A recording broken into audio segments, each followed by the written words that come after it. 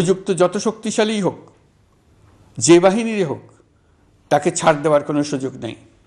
অসংখ্য মানুষ গুম হয়েছে, খুন হয়েছে। এই সময় আমরা গুমের তদন্তে একটা কমিশন গঠন করেছি। কমিশন প্রধান আমাকে জানিয়েছেন অক্টোবর পর্যন্ত তারা ১৬০০ গুমের তথ্য পেয়েছেন। তাদের ধারণা এই সংখ্যা ৩৫০০ ছাড়িয়ে যাবে।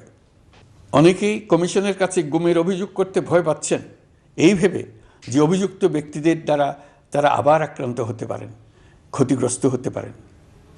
আমি আপনাদের আশ্বস্ত করতে চাই, আপনারা দ্বিধাহীন চিত্তে কমিশনকে আপনাদের অভিযোগ জানান।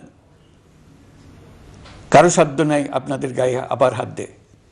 গুম কমিশনের সদস্যদের কাছে ভুক্তভোগীদের যে বিবরণ আমরা পেয়েছি তা অত্যন্ত মর্মান্তিক। জুলাই আগস্টের বিপ্লবের পর ছাত্রছাত্রীরা শহর বন্দরের দেয়ালে দেয়ালে তাদের মনের কথা লিখেছে।